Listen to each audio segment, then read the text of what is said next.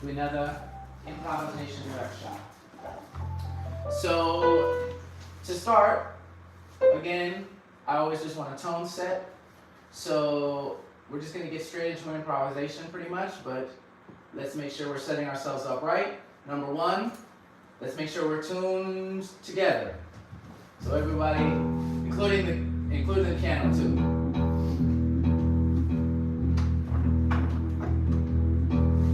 Wait, play that E. Let's see. Okay, good. This is an acoustic piano, so it's not guaranteed that we're keys players be like, yeah, y'all too. You too. Okay. All right, yeah. A.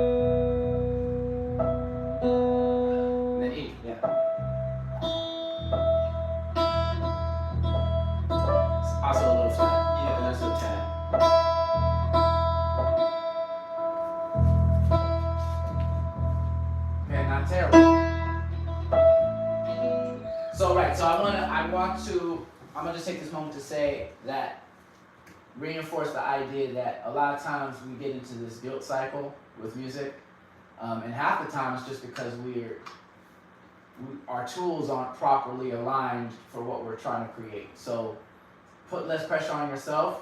A lot of times the same thing when have you ever called tech support and they ask you, have you unplugged it and plugged it back in? Like, it's the same thing, and it sounds funny and it sounds annoying, but we tend to forget the simplest things, and then we project all our childhood trauma on to it. Oh, it's just because I'm not good enough. I'm never good enough.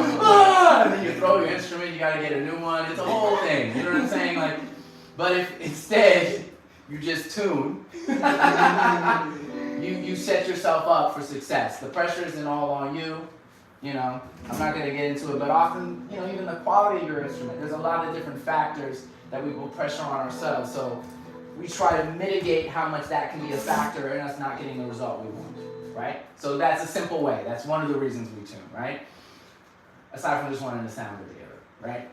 Now, so we've tuned ourselves this way, but I also from a frequency perspective, but I also want us to tune ourselves in terms of volume level. Can everyone try to play what they would consider their loudest notes? Let it ring, whatever you play. Oh yeah, oh, you don't even need that mic, come on. Everybody play C. Everybody play C.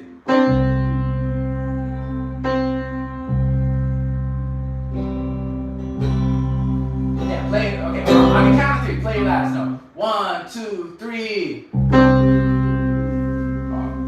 more time. 1, 2, 3. Okay. So again, just checking in any space you're in, making sure that your volume level feels right according to the acoustics of the space. And even if you're in the same space, you guys have been here besides today rather, but it's different every day. So just make sure you're tuning your pitch and your volume, and that already sets you up in a way better space. Trust me, literally, this is like, it's these nuances. Like guitar players who have their pedal board together, no shade. There are also players who don't have a pedal board, but like, okay, which pickup am I using? Yeah. You know, they have their settings. Having your settings does make a big difference. So, okay, good job, everybody. Let's see you in the mic, though. You know. Let's see.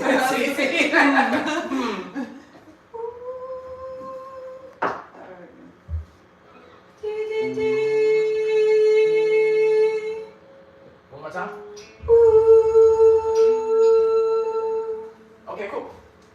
That work for you? Yeah. Okay, great. All right, so now that we've tuned up, let's just play for a bit and see what comes up. I'm gonna start us off. Again, the point is just like, let's all get in vibration. Don't get in your head. Just try and see what feels right in the music, and we'll go from there. See, and I gave you that whole spiel about tuning, and I didn't.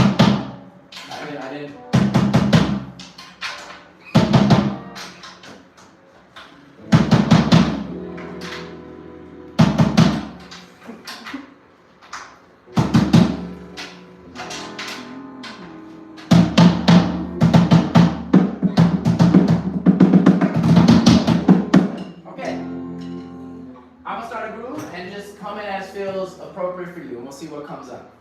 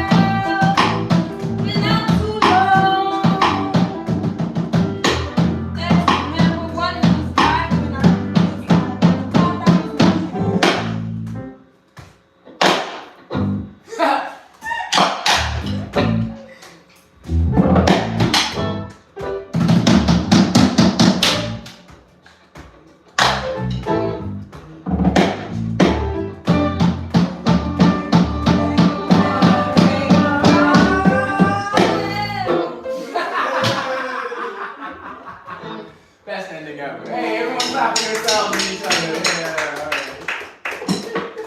Okay, good. Okay, so now I just want to kind of hear about your impressions. I just want to hear what you liked, what you didn't like, what you felt like maybe you were struggling with, if there was something you felt like you were struggling with at all. How do you feel about the flow of the music? Any observations? It was cool. It's like fun and groove. Mm-hmm. Yeah, that's cool. Mm-hmm. Yeah. I don't know if this happens to anybody, but like my hands were kind of like shaking like right before we were about to play. Yeah. Does that happen to any of you guys? Is that just a me? Yeah. I think it was like just jitters and stuff like that. I was like, oh, I don't know how I'm gonna play. Yeah. Mm-hmm. You know. I tried to put that on my head, but like it was, I didn't feel that. Yeah, sometimes that definitely happens to me. Sometimes I think that it's been a while since that's happened to me. So much. I'm being real. I mean, listen, it's been a while. Like, I'm not. No. Not when I start playing. When someone pisses me off, that's a different.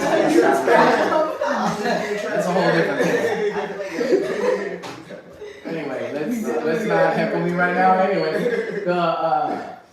the point I'm trying to make, a couple strategies. Probably the easiest strategy, because I think every performer of any kind deals with this. Athletes deal with this. The strategy one is my number one strategy is to treat it as though it's another day at the office. And the way you treat it as another day in the office, honestly, is just doing it as often as possible. And also, so it's like the regularity in general. Like, because I have a show every week, it is a day at the office for me. If you take, even for seasoned performers, if you take months and months off, it can start to feel a little, you can start getting in your head again, and you just kind of start getting nervous again. But when it's something that feels very routine and natural, like you just remember doing it because it's something in your life, that's one way in a general sense that makes it easier. So play as often as possible, but then on game day, at showtime, athletes are a perfect example of this, or dancers, or anybody who uses their body in performance. Kobe Bryant would be sitting there, he would do 2 to 3, he would be in the gym 2 to 3 hours. I might be underselling it. Like he was like crazy, you know what I mean? In the best possible way, but 2, 3, 4 hours ahead of the game in the gym shooting shots. So that way, by the time the show began, it was just another shot. He was already in his rhythm. He wasn't like, okay, now it's time for the game. No, it was just playing more basketball. Yeah. You see what I'm saying? Yeah. So that's the other value of a warm-up. There's the physical piece of just getting your muscles and everything wrung out, for lack of a different term. And then there's the mental piece of just letting it be habituated in your body. So those are like 2 things that can help with that. So you literally playing and like having your warm-ups and just doing it mindlessly even, in the green room, right? Green room? Oh, green room means that's the backstage area before performers go on at these events. Okay. So just wherever you're like relaxing beforehand, do that. And that helps with that. Get your hands, if you're jittery, just start moving. Yeah. See what I mean? Yeah. Okay, cool. Thank you for sharing that. Any other thoughts or feelings about our improvisation just now? That's a good note on the warm-up. When I was going, I was like, I did not warm up. Word. I mean, you sounded good. I randomly forgot what chords go with C, and I was like, CFG. Real life. That's real life. Yeah. And I don't want to throw a wrench in this, but I'm just gonna say very quickly. There is something about knowing what to do when you're cold. People underestimate that too. Right. You know what I mean? Like not you don't always have the time. Not to overstretch. Yeah. The idea is don't kick up the leg when you're not warm, Right. Yes, knowing how to calibrate, but then also if you literally don't have time to warm up, well, do I know how to maneuver in this situation?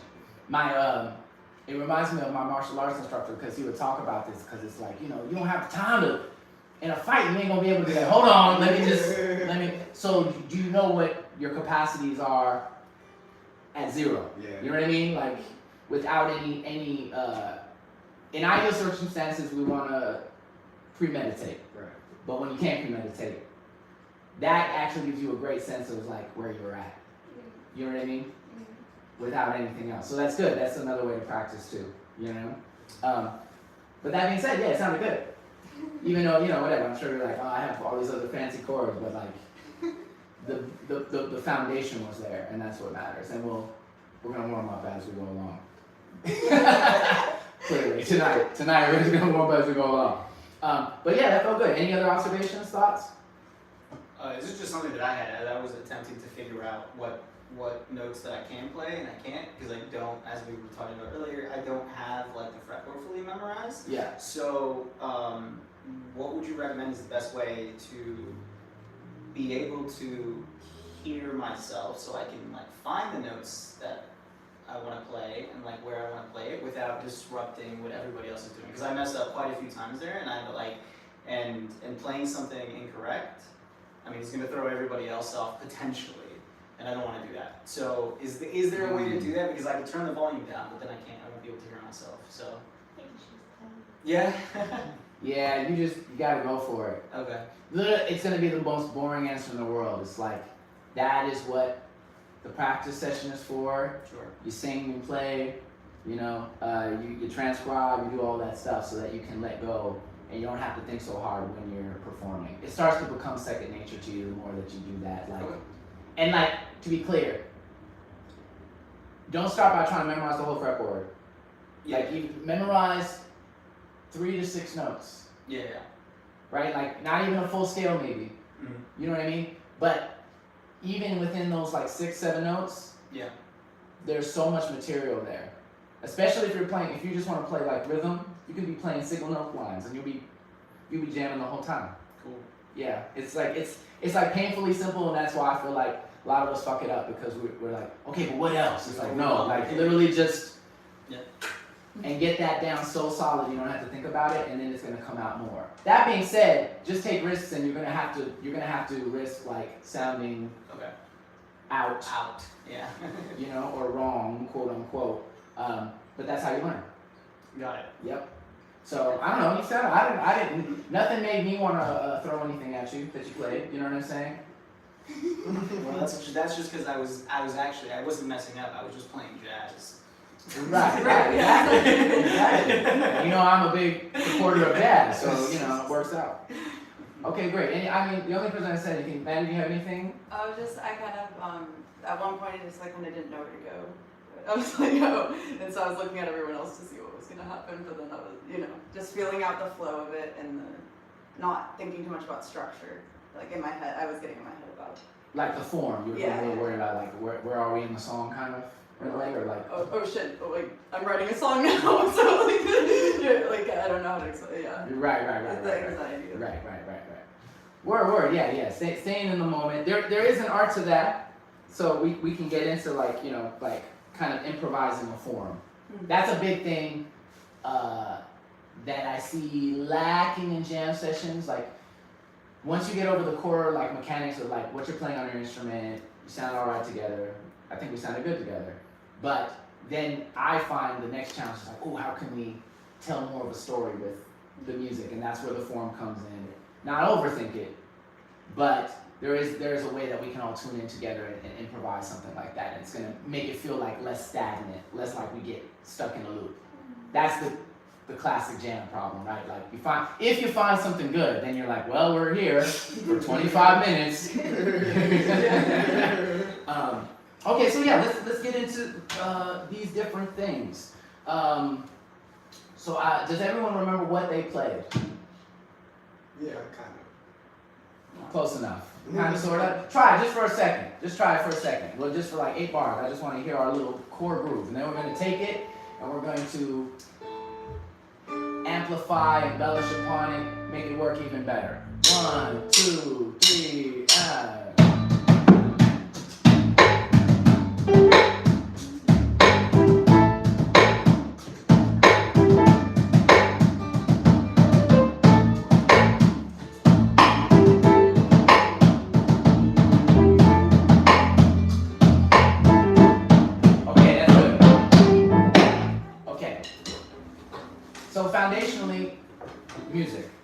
We did it, right? We have music. And so that's good because I don't want to overstate how much like sometimes that doesn't happen. We locked in, the core chemistry is there. I feel like, okay, cool, this is something we can build from. So now we want to know how to keep it from getting stale, add conflict and resolution to the music, right? So I first want to say, I love what everyone's doing because it is simple, relatively speaking. When people get too much in the pressure, especially in a jam setting, of trying to do something fancy at first, that's half the reason we start falling apart. So, you know, it can be these little licks, 1 or 2 chords, and even a phrase. You know what I mean? Finding a core phrase. You know, I love what you did, but I'm just saying it can be simpler than that, and sometimes that's useful to backtrack and just have like a core thing that we establish upon.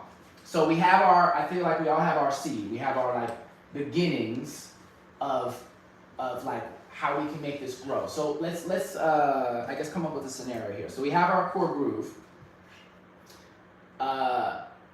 And I feel like, you know, you had like a great verse that you were saying. Would we call that like a verse section? Like I feel like you were you were expressing different things and it felt like a verse to me. So but what would we do? What would you guys do if you wanted to create a chorus? What would make it the difference between that verse and a chorus musically? What are some ideas? Well, at least like the 2 chords that we were kind of like jumping between. Like you actually just did something in the little 8-bar loop where you know you went somewhere else. You said the and then you did like something else, and it felt like at least the 2 chords that we were jumping between, just in context, seemed to me like it was like holding like tension. It was just like going somewhere, but like a chorus, at least from what I was hearing, would be like something that like resolves that in some way. And I don't know exactly what that would entail, but like it was like there was a lot of there was just a lot of I feel like there could be a release that like this chorus could be, at least with the 2 chords that we're jumping between. Yeah, I mean, I think there are a couple different ways you could approach that. Part of me feels like that's where the bridge comes in. Okay. Because you could even take the same material, but then if you step away from that material and come back to it, that can feel like a form of release. And I often find that that's what the bridge serves as in a way. Like it creates climax, and then when you come back to the chorus, now you're like, like it feels, it has some finality to it. Mm-hmm. You can also embellish or add more chords, but I'm just saying that's like an alternate way you can approach it, right? Yeah. So, but again, let's say, so you're saying in a chorus section, you feel like adding chords might be a way to create more chorusiness. Well, considering that we're kind of jumping between 2 chords. At least that's what I was hearing, and I think adding a 3rd one, like as that, but it would have to be like a chord that like feels like powerful.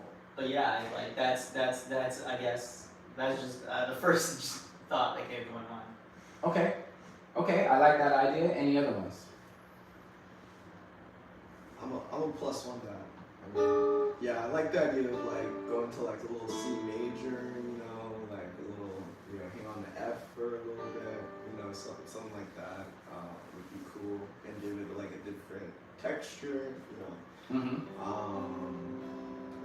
Okay, let's talk about it then. We could also I mean, we're going to like there's other stuff, but like I like that idea. Sure. Do you mind if I? Okay. Well, play your part again. Yeah.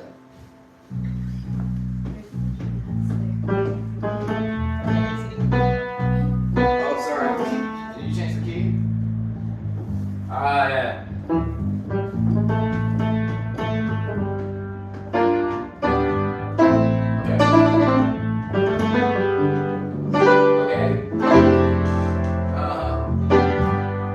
Okay, so, alright, so a couple of things we can do. Because in the realm of adding chords or adding, what I guess I'll call like compositional complexity, there are things that are easier and harder to pull off.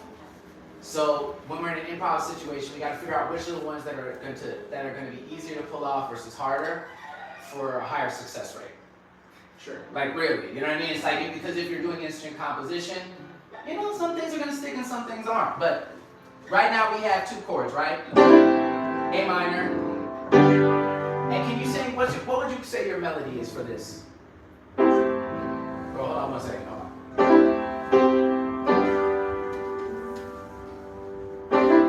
If you remember what you did.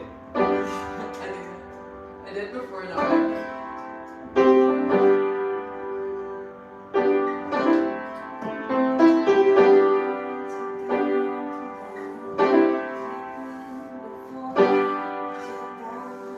I think I'm singing things. Can you sing it in the mic? I just want to hear you. Oh yeah. It sounds good, whatever you're saying.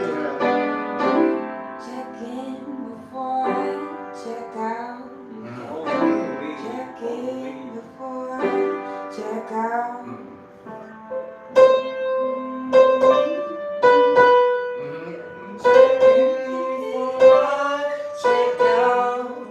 Okay, nice.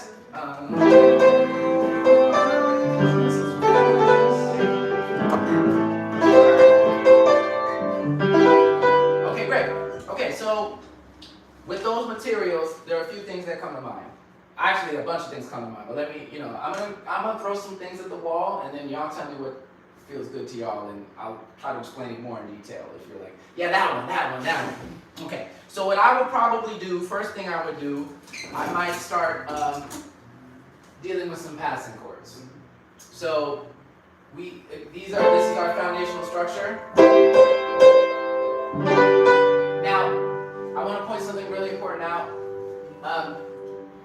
If you know what the melody is, this is where the disconnect often happens in jams. And it's not always easy. You got, learning the melody on the fly can be a challenge. Yeah. But if you know what it is, even on a basic level,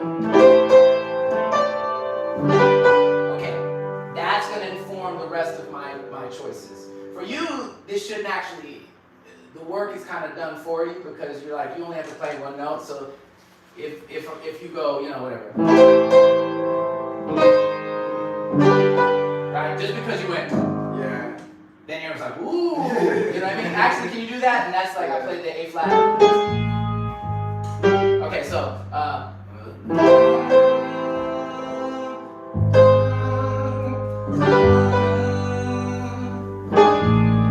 back up.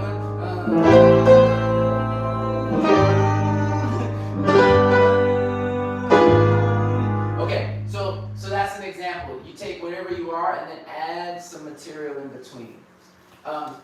Vocally, that could look like, again, if this is your core, you're obviously doing a little bit more rhythmically, etc. But like, right, like you could raise up a little bit, or you could.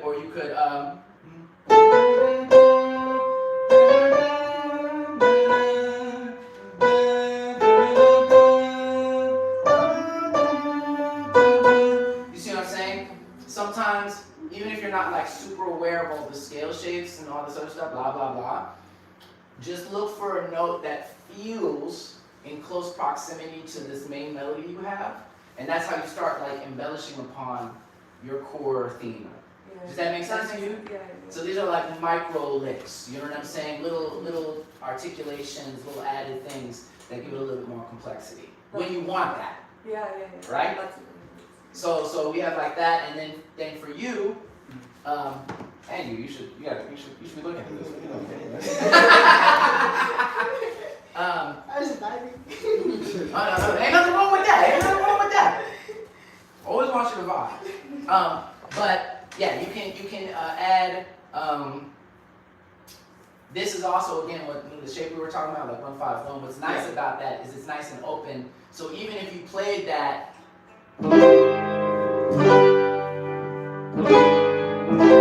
you just play that power chord shape.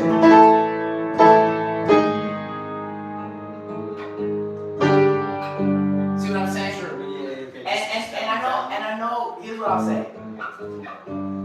I'm starting here because, like, specifically I'm going minor, and then I'm like, oh, what if I did a diminished chord? happening a lot in jams is there's 3 people trying to be cute. They're trying to be cute and fancy, and then it's clashes. Okay. So part of the jam to me is about, all right, how do we leave enough room? The ambiguity is what allows it to create the chord. The chord is not your responsibility or your responsibility or my responsibility or your responsibility. It's our responsibility. So if you decide to play A flat, I can analyze and be like, oh yeah, I guess that's a diminished shape. You could fill it in as, or you could be like, well actually that's a 7 shape, or you.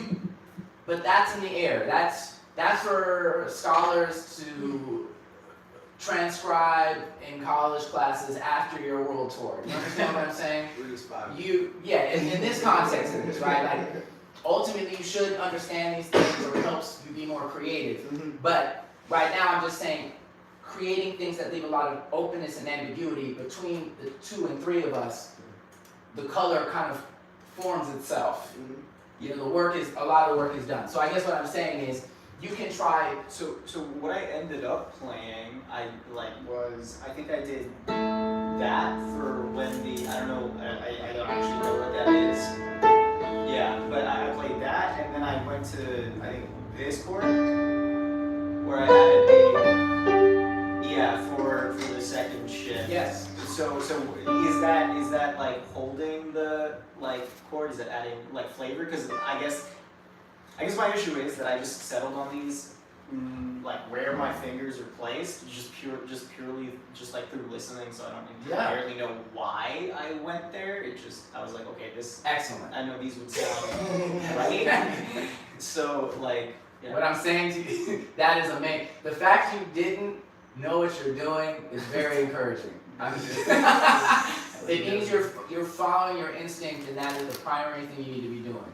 I'm not trying to obfuscate, we can get into like why it works, but I just want you to lock that in because yes, at the end of the day, following your ear, following the melody, reinforcing the melody, and then that's what allows the harmonies to really shine. It, like, in a way, and excuse me, like, I don't want to lose anybody, like, I hope this makes sense to you, but like, the more you do anything, I think, but let's just talk about music, I am actually trying to impose, I am trying to have enough knowledge that I'm imposing the least. I'm trying not to assert myself. I'm trying to complement. So I'm actually listening, and it tells me what it needs. And now sometimes I may be misinterpreted, but if I'm listening and I'm paying attention, I'm like, oh, that's what it needs. Because what I'm saying is that in this context, the information we have is we have our root note and our melody note, right? So there are certain voicings that are going to make sense because of that, and certain other ones that are like, and that would be me like exerting my will over the music, and it may not even make it sound good, right? But if I'm here, okay, I know that because the C is on top, even if I did something weird, it's like, okay, now why the hell did that work? To be clear, what did I do? I went A minor, then I went D flat major 7, and then to that G. Now, what? Why does that work? Because this note. Because I know that this note is telling me that if I go from A minor to this major chord, and a major chord tends to be a very sweet sound, that even though the root motion is like kind of strange in the bass, it'll work. That's just something I know. Okay, that's C, okay. Or all right, let's say. Okay, and what do I do there? What? Okay. Everybody, what? A minor, B flat major 9. See, this is where this is why I recorded. So A minor, B flat major 9. The 9's in the melody. Then I went F sharp, half diminished, for that extra tension, and then resolve. that G.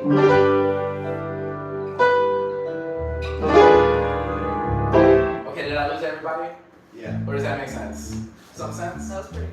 It was pretty, okay, good, it was pretty. But yes.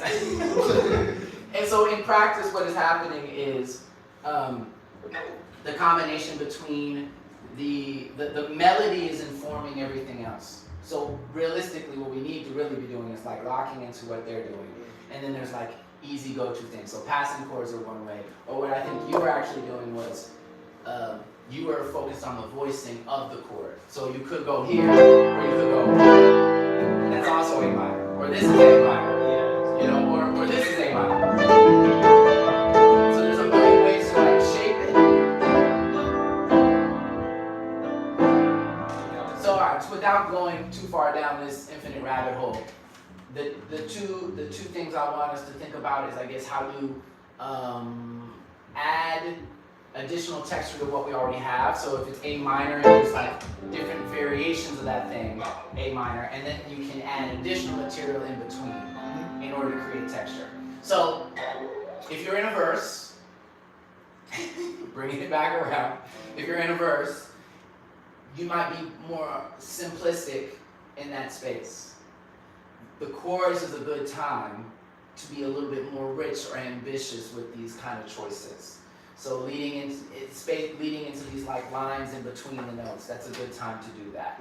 Often I feel like you have really good choices. I feel like you don't always, this is my personal opinion, it seems like you don't know exactly when to do it.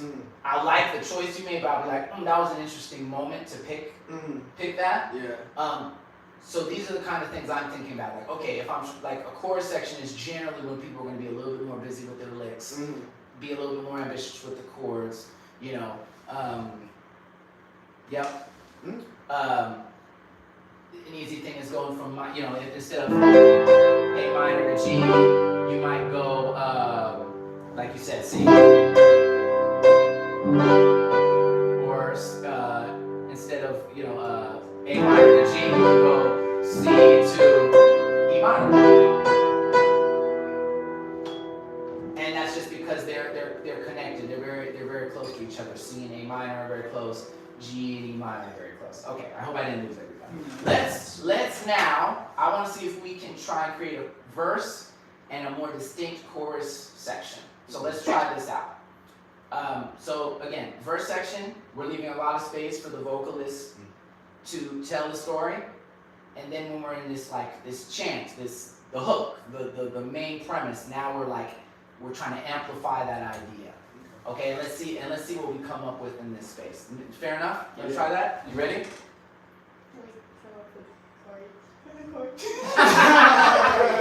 Oh, you want a sheet? You want me to give you some? Well, that wasn't good enough, right? A minor and a G, no? And then the stuff in between. That's all you got? Okay, here's what you do. Just go.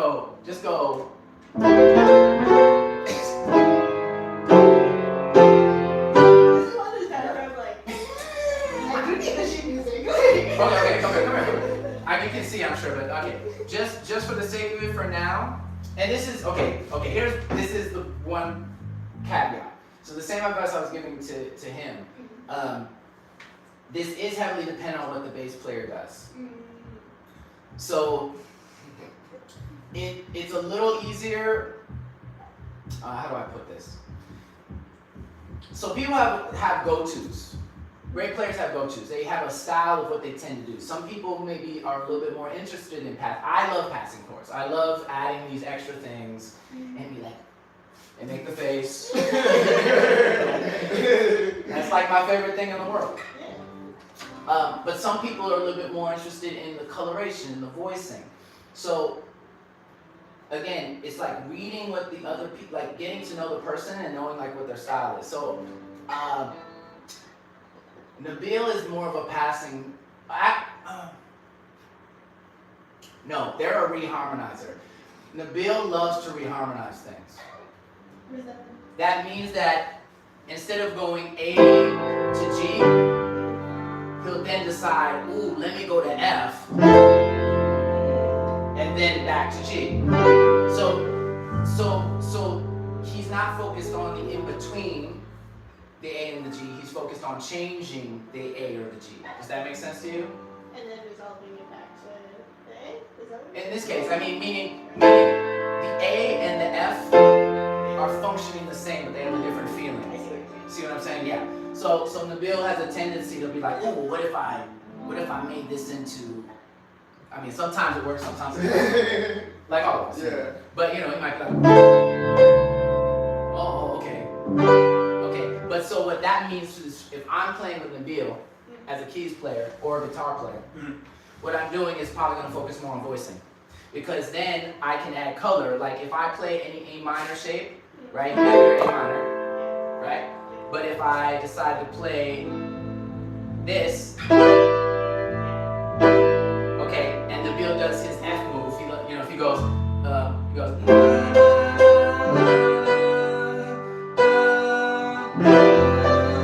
like now, ooh, you know what I'm saying? So that's just to say they're complementary. So focus on just like taking the chord shape and then adding other notes that give it a little bit more richness. And try some different things. Make sense? Okay. All right, let's try it. So let's do a verse section. And then, actually, let's do all chorus for now. Let's do all chorus for now. So you sing your main melody. You know, you can do some embellishments. You know, but see if we can add some additional texture and ideas. Okay? Yeah. I have more thoughts, but let's play for a second. 1, 2, 1, 2.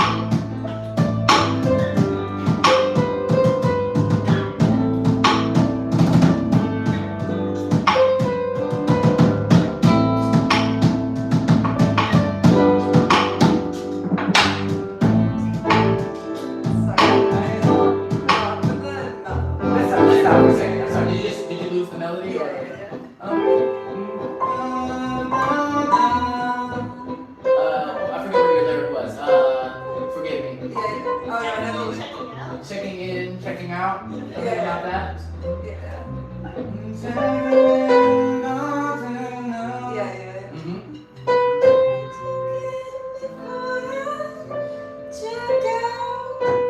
Okay, yeah, let's try it. There it is. 1, 2, 3.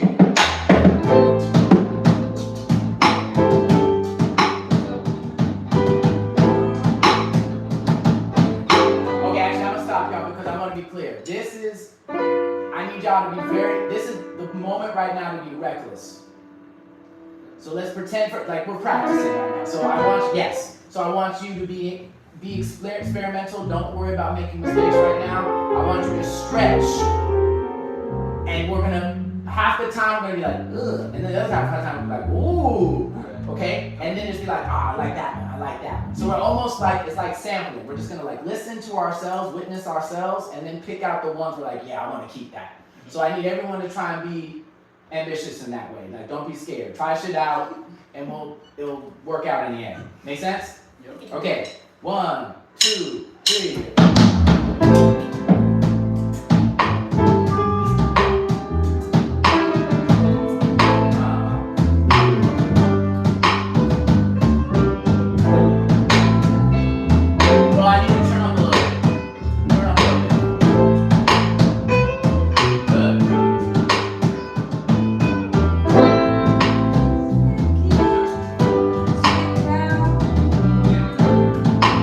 Keep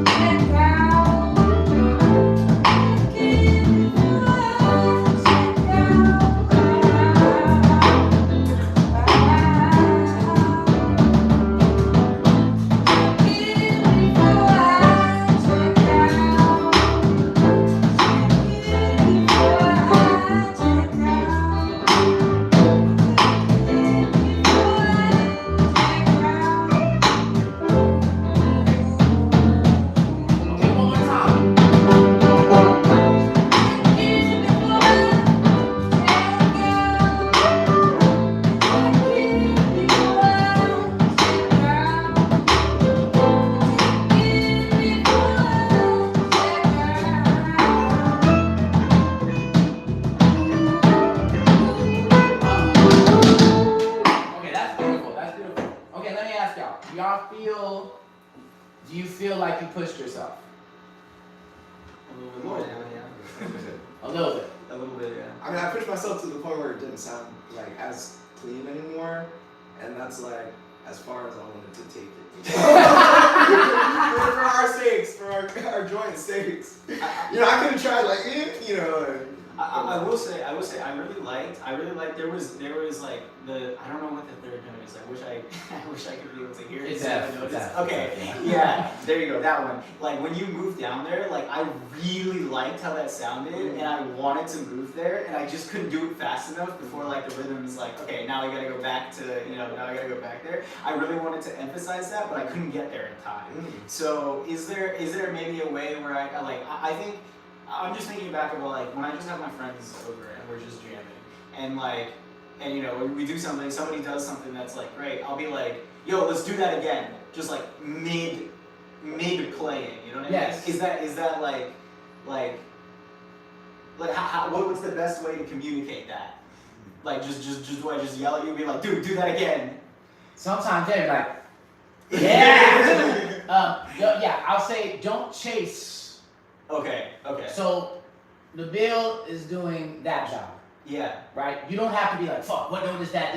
That's what I was saying. So just to be like frank, Okay. there are like easy or safer notes than others to add color for like harmonic instruments. So like the 9 is almost always the choice. Got it. Yeah. The 9 specifically is such a powerful note because it adds so much texture and it's almost never wrong.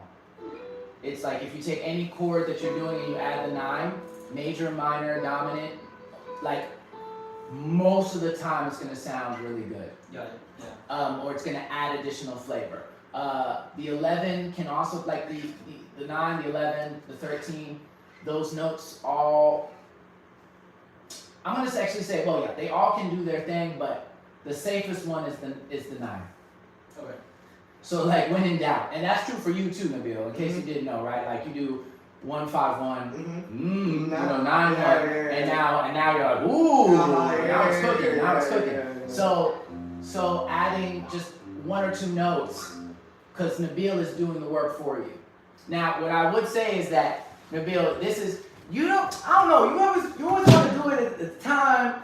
Besides the time that I say is the time. I never know. I was trying to encourage you to be like harmonically adventurous.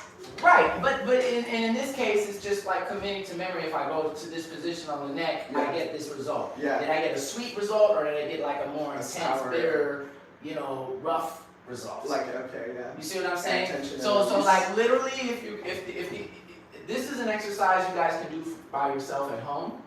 Do you play an instrument? Yeah, guitar. Okay. Literally by trying to change the lowest note over and keep the rest the same. Let's just say, okay, over A minor. Okay, Nabil is doing this one. Right? Okay. But how's this one sound?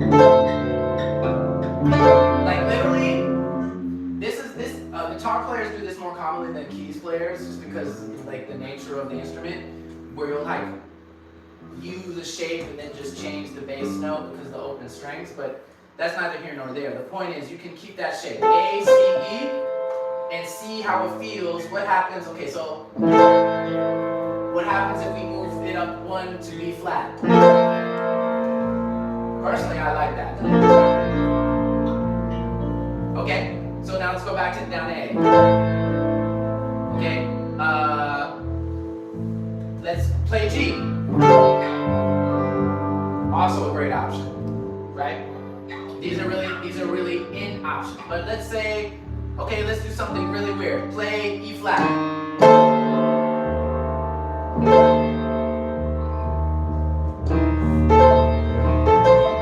Okay, so that's a much more dissonant choice. But then go down to D, the note would blow it. Okay, so just pause for a second, so just so you can hear it clearly. So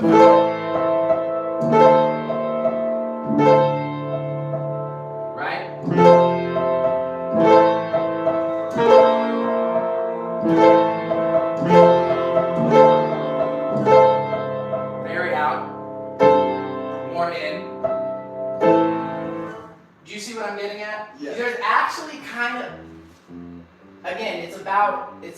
there are no wrong answers. It's about like intentionality. And do you want this moment to feel soft, sweet, warm, or do you want it to sound cold? Do you want it to sound harsh or aggressive or angry? So like, what is this song about for you? Like when you're saying this phrase, like can you tell us a little bit, give us a little bit more context? It's an affirmation that I had today that I like on a deck of affirmations that I chose. So Oh, amazing. it's just about connecting to yourself and like noticing your different parts inside you. And so, okay, so what I'll say is again, so this is about like reading people's cues. So for you, Nabil, I would say this like, without being able to read their mind, if it sounds like there's pain or anguish in the way they're approaching it, that's when you try something that's gonna be a little bit more out. But then versus when it's like soft and sweet, or that's when you play one of these more in things. It's not right or wrong. So anyway, I just want us to try this again, but I need y'all to Can I sit closer to you? Oh, I can move it for you. just don't be scared. Don't be scared. It's all I happening. feel like I just I know, I know, and that's I love it when everybody, because everyone feels like they're being sensitive and kind. And so, okay, guys, I want to make something very clear. It's not a one-size-fits-all advice. I'm giving y'all specifically the advice to be more reckless, because you guys might, and to a degree, like you guys are taking care of each other very well. That's not everyone's instinct. No shade, it just isn't. Some people when they play, they're just like, it's my time. And then they go and they try all of their fancy things, and that person I would usually say, hey, how about instead we just focus on staying still? I mean, I would have a very different lesson for that person. You said calm the fuck down. Yes. Teaching is the art of saying calm the fuck down, and right. But that isn't the lesson here, because I think everyone's being very sensitive and attuned to each other. Here, I want you to challenge yourself to allow yourself to explore and not be so worried about like, oh no, is everyone else okay? Yes. We're all fine. This is a safe room. We're trying and also, I guess, allowing ourselves to laugh at it. It's not that serious. You try something, you go for it, and we're all like, whoa. Then we can all just laugh. You know what I mean? Yeah. So let's try it again, but this time, so we're in our chorus section. I want you to laugh, like do whatever. Like stop. I want to see your fingers. Oh, yeah. Because I think I was overthinking if I was getting the That's smart. That's smart.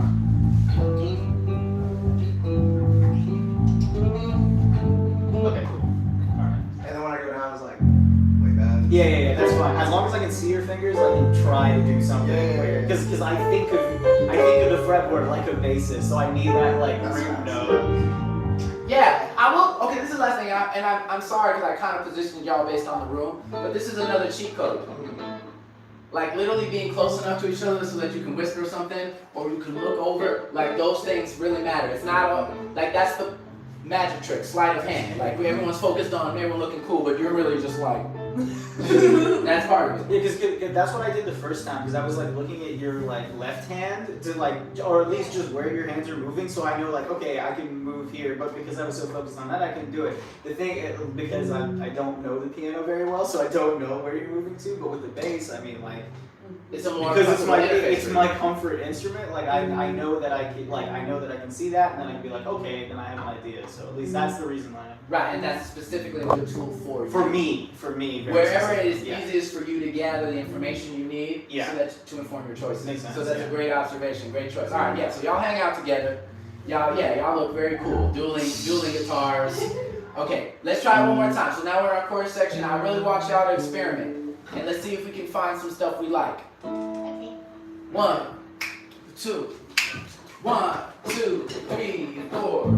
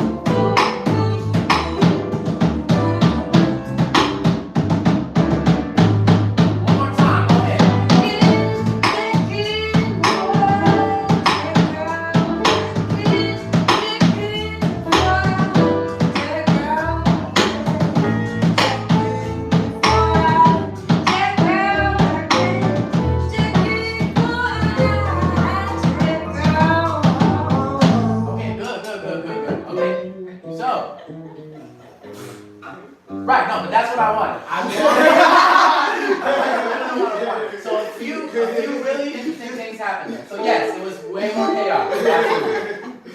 It was way more chaotic. But there's one interesting thing that I'm noticing with this group, at least, is like, not just with y'all, but it's like giving yourself the permission. Because sometimes, like, to me, what you're doing right now doesn't sound particularly experimental from my perspective. But when you give yourself permission to be like, well, let me wild out, I'm feeling a different level of like confidence and like your projection and like how you're approaching it shifts. So it's like a Jedi mind trick. Maybe to you, you're like, oh, I'm being wild and crazy, but to me, it just sounds like intentional and like and confident. So sometimes that becomes a thing, like, and I feel like I don't want to project onto anybody, but as a, like, as a young boy. Yes. No, but and part of why I think I'm good at what I do in terms of being a band leader and stuff is because I am sensitive to space and what other people are feeling, and so I'm like, okay, and I try to add things that work for the group. The downside to that is that can be confining and doesn't necessarily allow you, if you're doing that for everybody and they're not doing that for you, then you're never going to have space. So there is a part where you have to be comfortable saying, I'm going to take up space, I'm going to express myself, and a lot of the times the fear of doing that doesn't match the result of doing that. So our fear is like, oh, if I do this wild crazy, everything's going to fall apart. But you being just like, let me just go.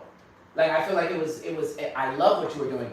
So here's the part that you guys are all probably like, yeah, but it also sounded like shit or whatever. And it did sound like shit, but it sounded confused. Because we all were doing it at the same time. So this is the art of it. The art of it is, the game is, we all have our little foundational groove, and then we take turns. We literally take turns wilding out. So let's organize this a little. For now, we're literally just gonna go in the round. Okay? So we're gonna give each other space to try out a new idea, and then we go to the next person, they try an idea, next person, they try an idea, next person, they try an idea. So that we don't step on each other's toes. In a live musical context, usually you intuitively, you wait and you find the little moments, between the vocalists, and check in, check out, and check in, like you find the in-between spaces, check out, you know what I'm saying? You find those interests, and sometimes we may both go through something, and then one of us says, oh, let me chill out to leave space for the other person, which goes back to not chasing.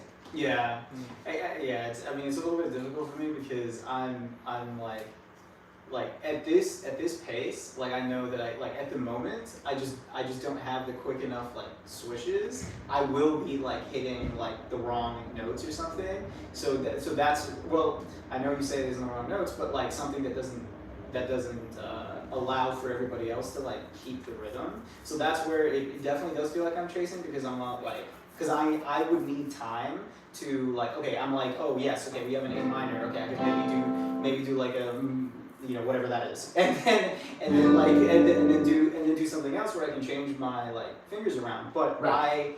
but like that's something that I would only be able to do like after just like feel like after playing through it like a few times and then figuring stuff out. It's not something that I can do like right off the bat, I guess. There are things that I like try, like for example, like soloing, for example. That is something I love like when you're doing these single line things. Those sound really nice, by the way. Yeah, thank you. Yes. But like that is something that I can like like find where I like fit in. I guess specifically I've tried to come into the session to be like, okay, can I use what you like taught me earlier and see if I can come up with like a different like voicing or like a different chord, like something else using like the the ninths and stuff. Right. But that's where I end up chasing. Well, yeah, but don't yet. So let's force it. So not force it rather. So first of all, now we're not going to do the dueling guitars. You can't cheat. You're not going to look at each other's fretboards.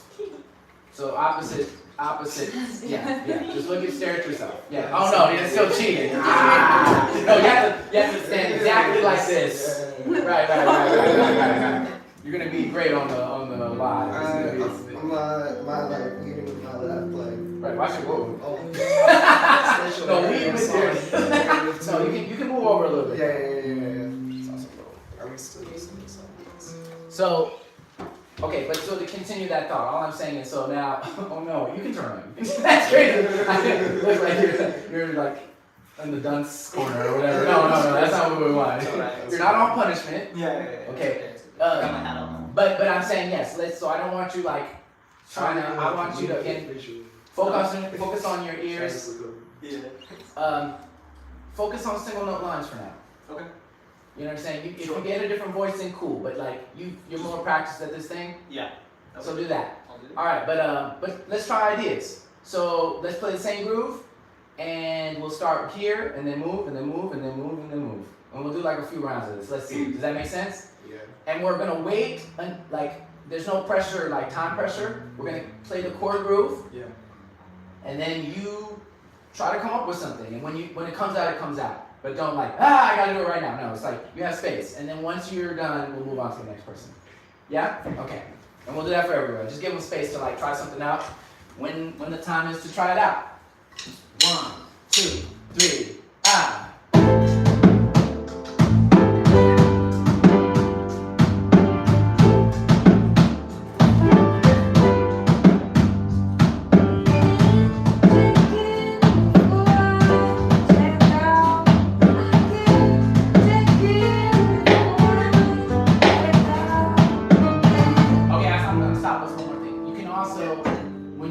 Done with your turn, just literally hand it off to the next person. Yeah? Okay.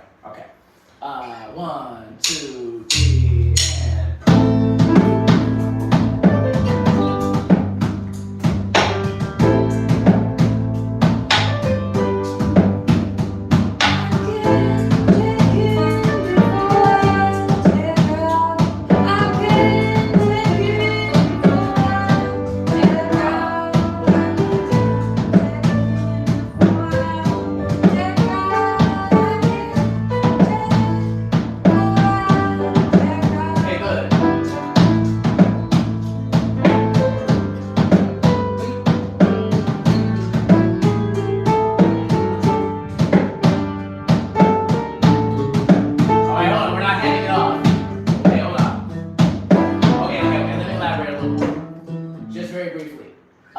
Think of it almost like a micro solo, like one thing. Do. Oh, sorry. Right? Like take one idea Okay. and then hand it off. Gotcha. You see what I'm saying? I like what it was giving organ. It was like, you know what I'm saying? Yeah. But yeah, give one idea and then give it to the next. 1, 2, 3.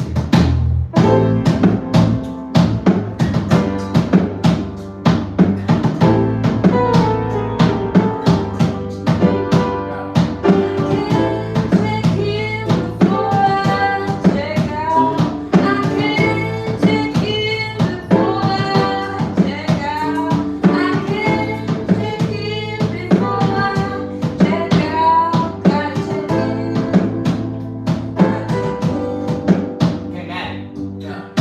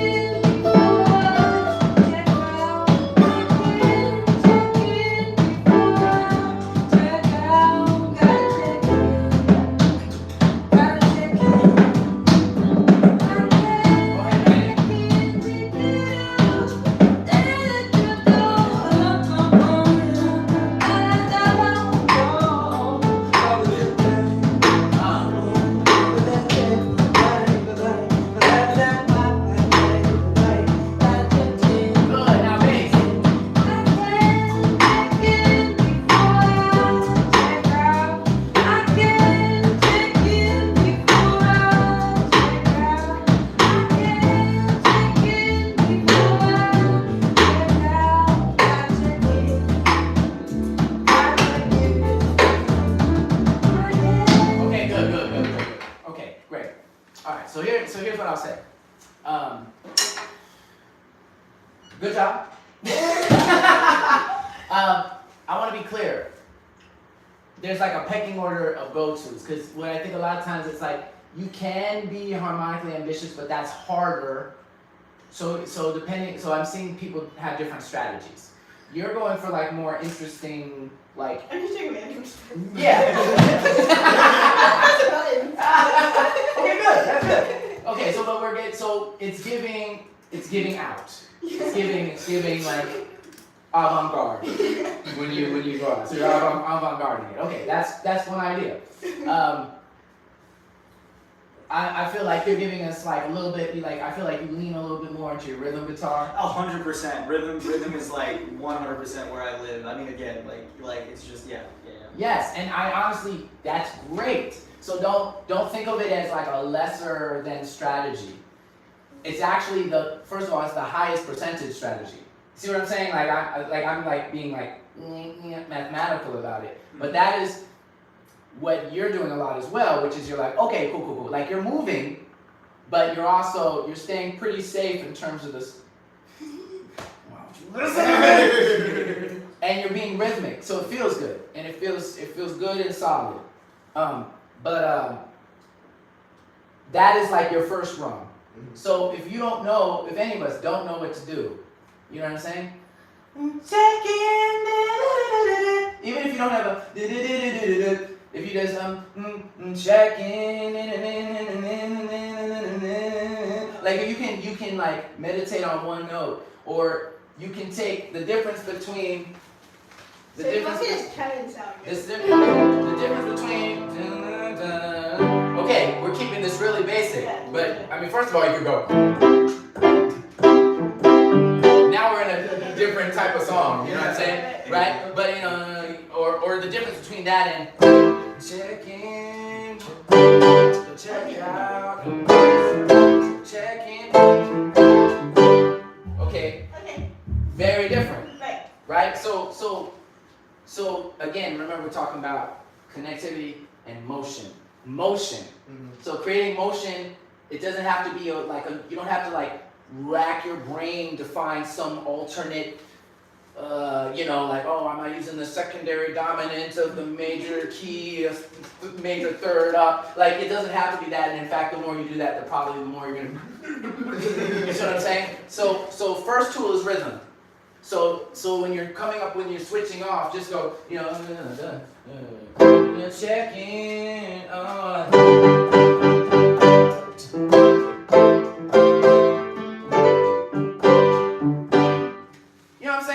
I'm just playing inversions, really. Yeah. You know what I mean? And that is great. But this is where we come back to the rules, because what I would like from you, because you're good at that part, but now where you're acting like scaredy, is I need you to play those alternate notes. I need you to take a risk and play something a half step away. Okay. You know what I'm saying? Play something a tritone away. See. Whoa, and see what happens there. Yeah. Okay, so let's do one more round again. Does that make sense to you as well? I think so. Like lean into your rhythm playing. Yeah, I understand. Yes. I understand. Like sometimes, and I don't want to project again, but like just to be clear, I guess I'm saying it's like. People underestimate how much it's like, man, we're actually, the beginners and advanced people are doing the same shit. The advanced people are doing it better. And when I mean better, I mean with more finesse. They're using the same pentatonic shape that every guitar player learns that pentatonic shape.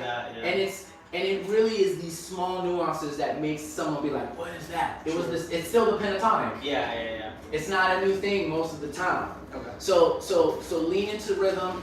Lean into the toolbox you have, but let's just, try to be more adventurous. Let's see. All right, try one more time. 1, 2, 3, yeah!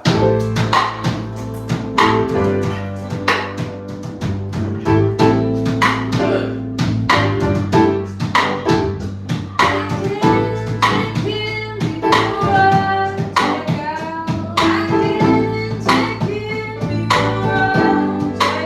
Okay, pause, I'm sorry. Listen, remember, let's keep keep going in turns, okay? So you, and then hand it off. We're gonna do that same exercise. 1, 2, 3.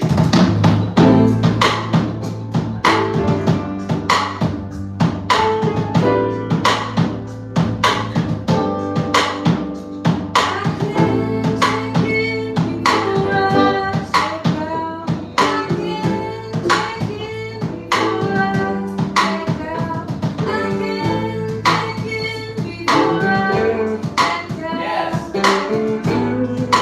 Nice.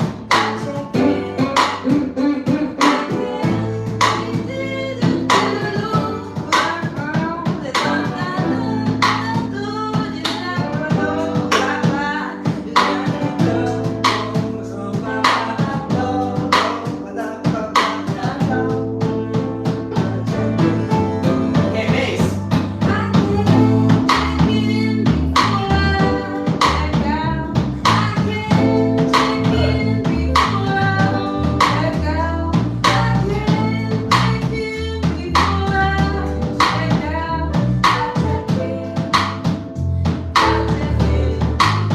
Okay, good. Okay, good. Okay, we're on the right track. Couple things I want to do. Between your turns, I want you to do something more like backgrounds, like ooh, like something really super simple. And then when we come to you, then get you know what I'm saying? Like, do your thing. Any other notes? Okay, I just want us to shorten it even more. So try and think of, like, I feel like we're doing like 4 bar to 8 bar phrases. Now I want us to do like 2 bars or a bar is like the objective. Eventually we want to get down to like 2 beats or a beat. Okay, so that's the game, and that's what makes it feel like really exciting when there's just all these little. You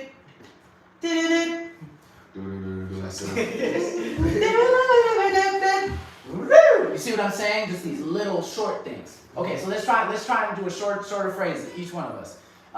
Keys first. 1, 2, 3, and.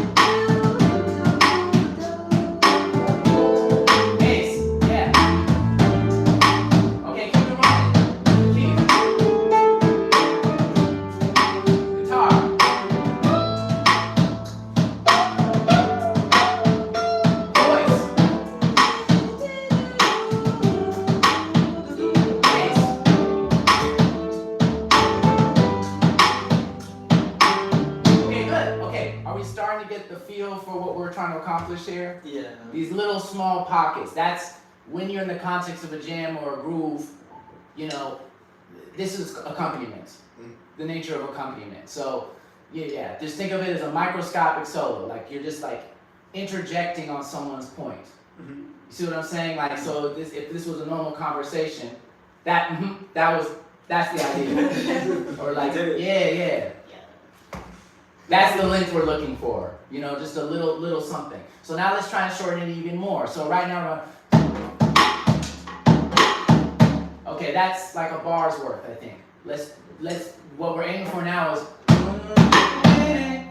that's it. And then 2 let's see if we can do that. So like 1 2 1 2 1 2 1 2 1 2 3 now.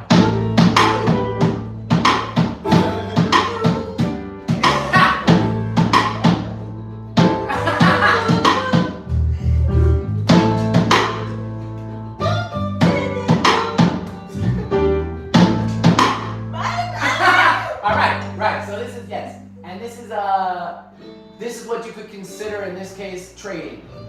In jazz, that's a really common thing. You might see, like a lot of times in jazz songs, you'll have the head, which is the melody, then they do solos, and then towards the end, before they hit the chorus again at the very end of the tune, they'll be like drums.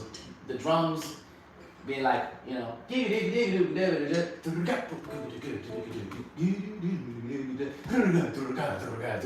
so that feeling of conversation between all the musicians. So we're emulating that basically. So it gets, over time, the more you do this, the easier it gets to like feel where you are. So I'm gonna try and, so you know, but you're gonna start getting the feel for it. So again, so we're gonna 1, 2, 1, 2.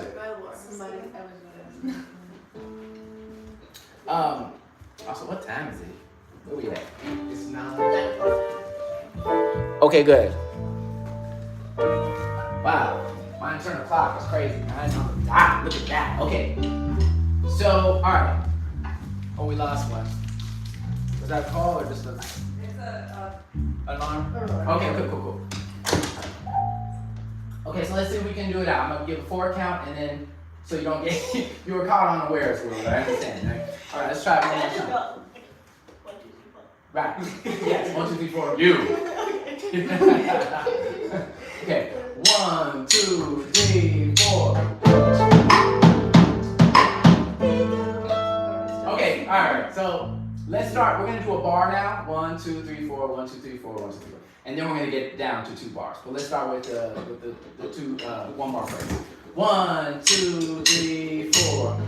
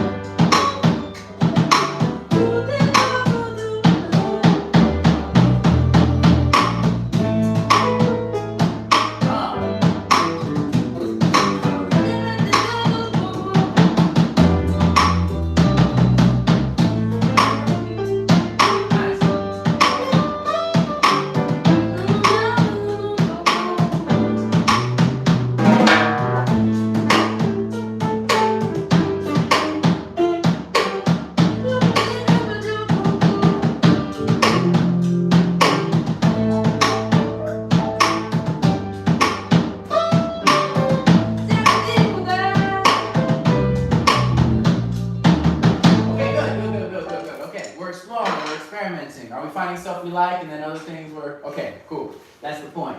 So let's do it one more time, but now it's gonna be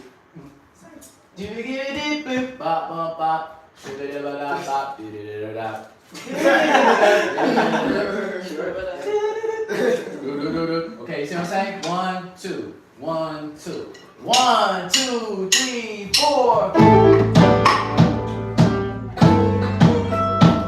No, I'm gonna be a stickler. It's much faster. 1, 2, da, da. Let's get that. Let's see how far we can get. 1, 2, 3, 4.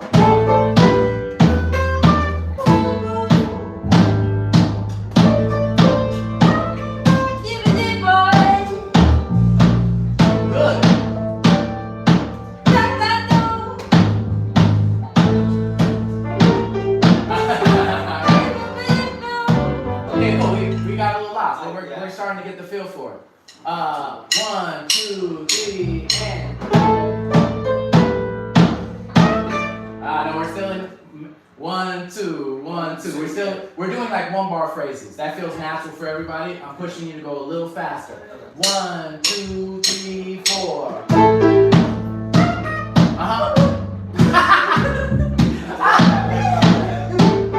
Alright, you missed it. It's fine. We're gonna keep this.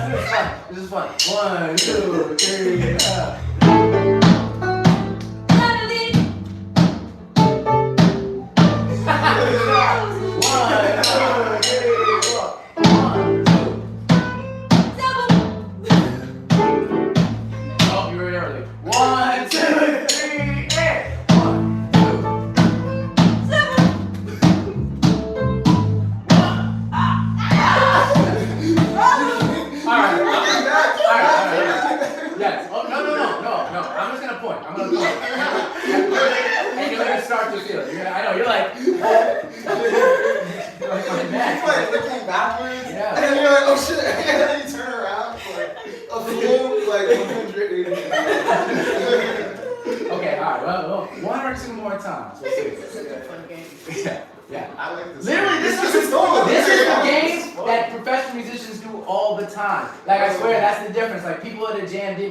That this was part of it. Why don't we be doing this shit more, bro? This is fun. This should be the whole jam. Yeah. This is sick. This is really sick. Yeah, that's my point!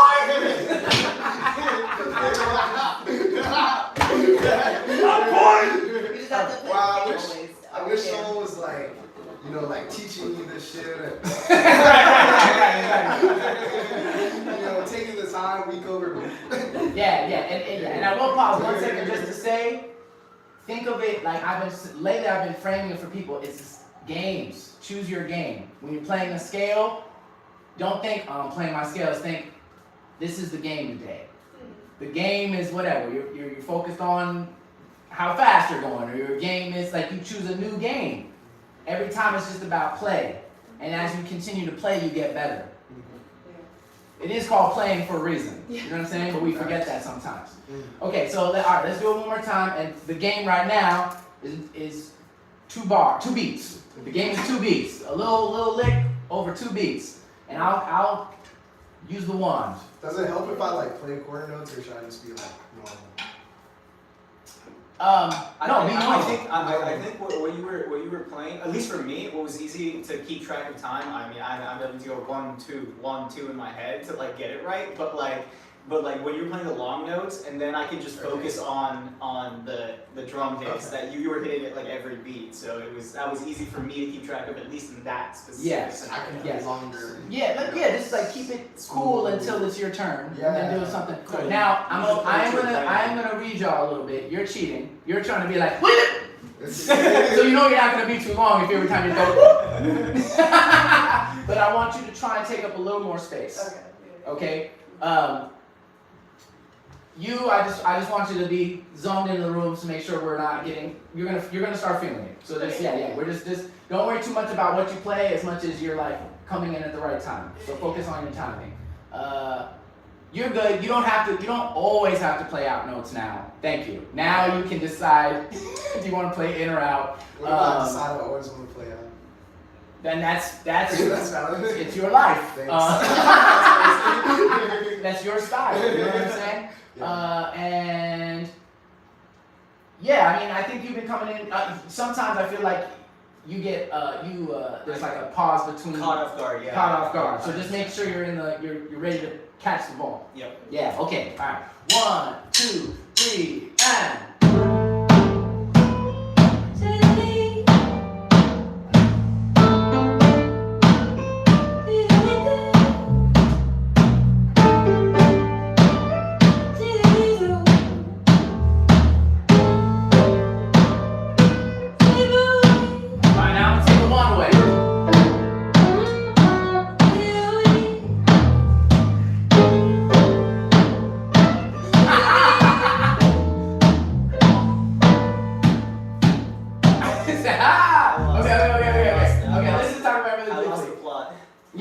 What do you think, for y'all, when you get lost, what do you think is happening? So I know for a fact that what helped me keep time better was when I had my head up, and I'm able Yes. to like look at like either you, like whether it's with your wand or whether I'm just able to look at who's doing the 2 bars. The minute that I look down to see what note I need to play, or like I try going back to playing the little like progression that I was playing, that's where I lose it 100% of the time. Okay, right. So I think you get a little too wrapped up in the. It's also okay to take rests, by the way. Yeah, that's fair. So you know what I mean? So like leave more room. Don't don't try to do any more ambitious chords. Like do the easiest thing. It's not even ambitious chords. I'm just trying to just play like this when it's not my turn, just so that everybody else has the context, and I'm just like missing playing it all the time. And okay, word. But I'm also saying like even if you're just going like no notes, just Okay. like you can keep it super simple because right now the exercise is just trying to get us to come in. Okay. Feel when we should come in. Don't let the in-between stuff distract you too much. Gotcha. Alright? Okay, let's try it one more time. 1, 2, 3, and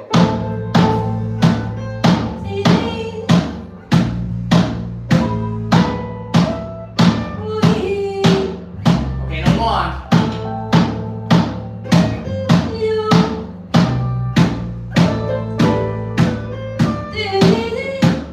Okay, now I'm not gonna look at you.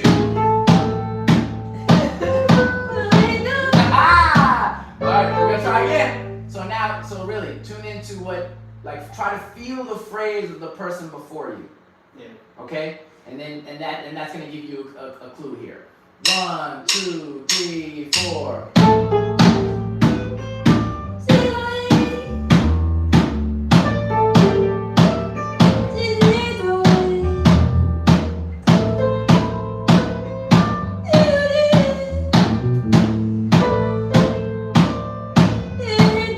Keep it going.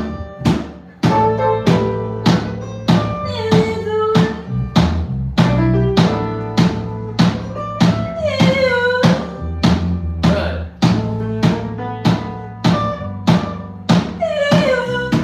Okay, we got lost that last time, but it's getting better and better. So to be fair to y'all, like don't think this is a skill that takes time to get comfortable with. You're gonna start.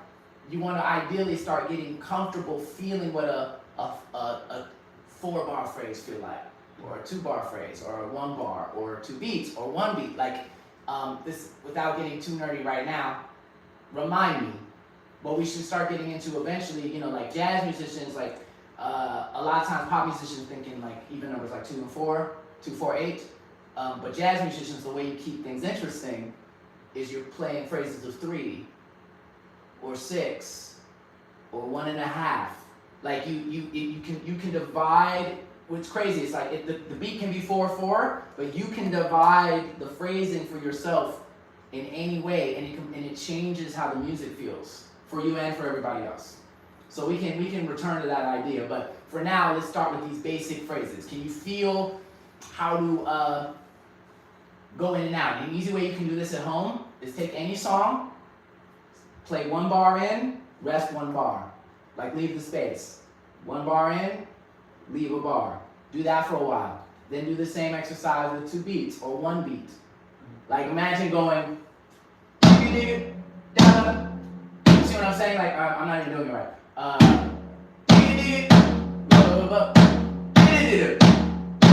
You see what I'm saying? Just one beat. 1 beat, 1 rest. 1 beat, 1 rest. Yes, you can do this kind of back and forth conversational thing with yourself where the space is left, and you'll start to get a vibe for how each one feels.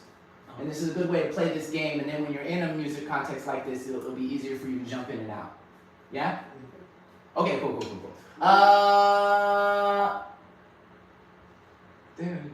Okay, just for fun, and we may fall apart, but let's do it. Let's try to do 1 beat. Yeah. This is so. Everyone, look at me. This is how it's gonna feel.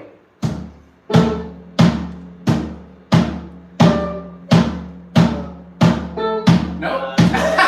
Okay, everyone do 1 note. Everyone do 1 note. I just so we understand it. 1, 2, 3, 4.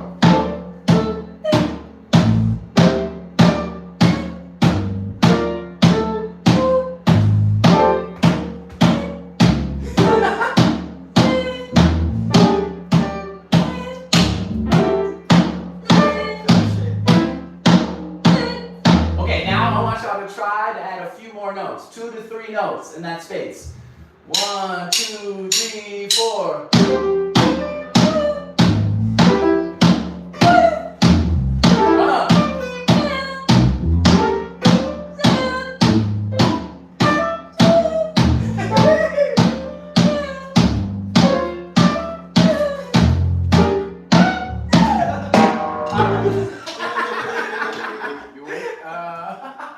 Okay, also, I am really hot. Are y'all, can we turn the heat down a little bit? Are y'all cold or are you warm? I'm warm. Okay. Alright, so you get the idea. Do the exercise at home. I find that to be a lot of fun. You even, one last addendum, I guess you could also even like, maybe a more true to life version of that. So that's based on bars, but you also can do it, like imagine you are the Migos, and you add the ad-libs to whatever the vocalist is doing. So try to just listen for the spaces in between and see what you can add in between. Listen to, this is one of the reasons Quincy Jones, everyone know Quincy Jones? Right? Yes? Maybe? Quincy Jones? Maybe? Okay, so orchestra, he did all of Michael Jackson's, the arranging and music for Michael Jackson's, the arrangements, Thriller, and all those arrangements, that's Quincy Jones. If you listen to all the songs from that time, you'll notice something really interesting, which is, the key to me was, Quincy was very good at finding something is always happening. Something is always happening, but not at the same time. You hear the door slam. That's not just a cute thing. That keeps your focus and attention. Hear the door slam. Like there's, even if it's sound effects, he's moving between things. These little pop. You're gonna hear there's like 5 different melodies kind of forming themselves, and that keeps it engaging and like exciting the entire time. But it's by everyone doing a little that adds up to the lot. So you can kind of like listen to songs like that. Quincy is a great example of arranging in that style, but then try to do that yourself. Just bounce back and forth between, it can be hip hop, it can be soul music, it can be jazz, but see if you can add little things in between. Yeah? Okay, cool. That's the homework. All right, so let's while we end the night, I think we have our groove now. We've been being wild and reckless. So now I just want us to end on this as let's try to approach it like a song. So now we're gonna leave way more space. Now we all have to calm the hell down after being wild and crazy. And then occasionally, see how patient you can be even. And then see, you add a little something. Hit us with your best shot. You see what I'm saying? Make it count. But leave a lot of space, and let's make sure that we're tuned into what the vocalist is doing in conversation. Make sense, everybody? Mm-hmm. Okay, good. Any questions, or are we good? Alright, we're doing a whole song. Like, yeah, now we're playing. We're in it. Just gonna go It's the real thing. Okay. All right. One last thing I'll add. Don't rush to get into it. Let it build. That's half of the form. It's like, let it happen, right? Okay. 1, 2, 3, 4.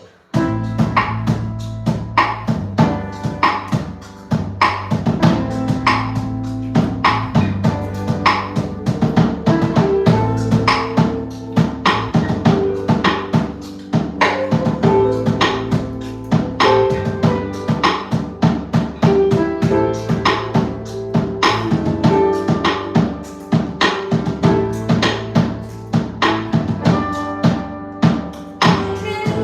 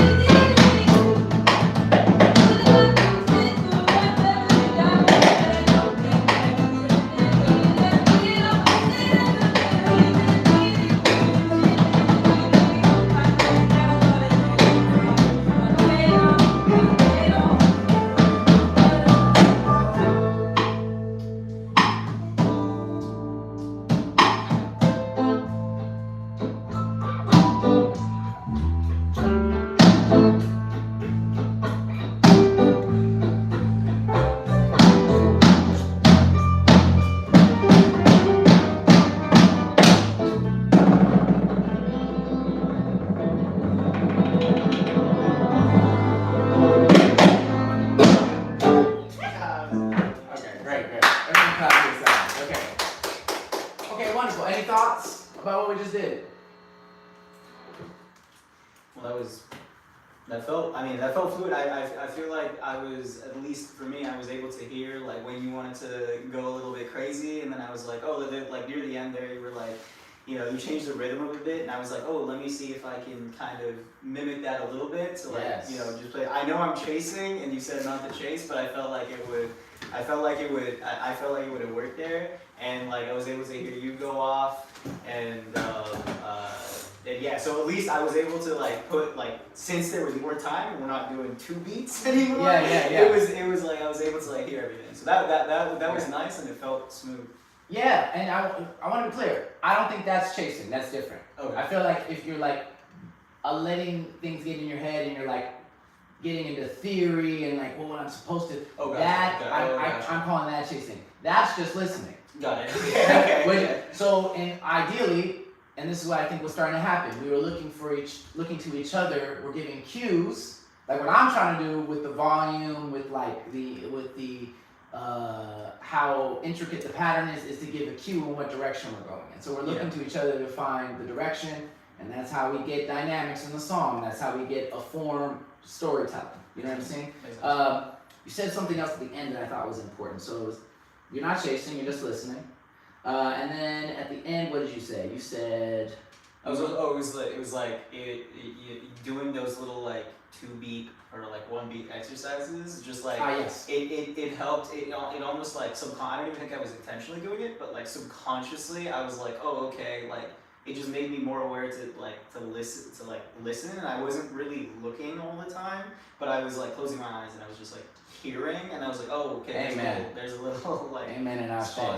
And here's what I'll say to that. So that's the other cool thing about this exercise is when you do those fast exercises, you ever, I'm trying to think what's up. There's another, I feel like we all do this. Like whenever you do something fast enough, then everything else, it changes your perspective. So now it felt slow. Exactly, yeah. Before it's like fuck, but you start training yourself to be able to like fast twitch muscle. I don't know if you know what that is, but like you attenuate your body to like, oh, moving quickly. So then like before what felt like, you know, oh shit, this is super fast, now it feels like a million years. So that's the other cool thing about that exercise, you know what I mean?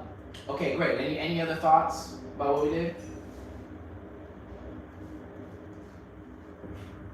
You can say no, it's fine. It was cool. Yeah. Yeah, I appreciate y'all. I feel like you opened up, you were trying more things. I heard you doing more rhythmic figures and figuring out your licks. And that's the practice.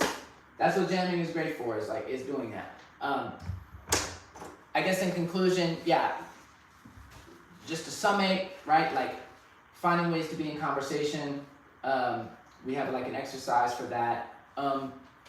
The work at home is you allow yourself the space when no one's listening, especially, to take a lot of risks, try things out, but then you gotta, that one. That's how you start developing your style, your sound, right? You can be noodling forever, and if you never say, oh, this one or these ones are the ones that I want to hold on to, then you know you're amorphous. You know what I'm saying? Okay, I'm gonna get weird for a second. We were talking about this the other day about a stem cell has the possibility to be any type of cell, but what it exchanges for becoming an eye cell or a skin cell or whatever, it forgets how to be all the other types of cells. So that's kind of what your process is. You prioritize for yourself. Right now, if you're noodling forever, that's the space of infinite, that's the stem cell. But then you want to narrow down for yourself, like, okay, what matters to me? You know what I mean? What you don't have to be everybody. You can't be everybody. You're gonna find the things that are like, yo, when I hear that thing, like again, for me, I feel like you're a natural reharmonizer. You're like, yeah, I like doing that. So then tap in and tune into that thing. And there are other things that are gonna be your things, but that's one of them. Mm-hmm. So find those things and just like get your little toolbox. You understand what I'm saying? So it's like it's improvisation, but it's also like it is still pre-composed. Your style is pre-composed to the things that like matter most to you. Some people are more rhythmic players versus more harmonic players versus da. And then there are monsters who are great at all of them, but like still like follow your spirit for the things that matter most to you. Fair enough? Yeah? Yeah. Thank y'all so much for coming. I hope you learned something. Please feel free to ask any follow-up questions if you're on your way home and you're like, what? I'm backlogged. You have questions I need to, I can wait.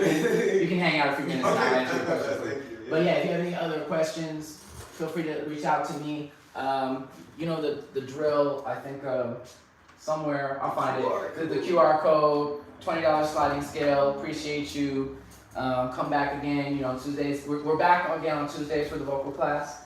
So took a 1 week break, but we'll be back. And then Thursday, and then Saturday. You know what it is. Thank y'all. Thank you. Thank you. Until the next time. The QR code thing's kind of window. Do you take cash? I sure do.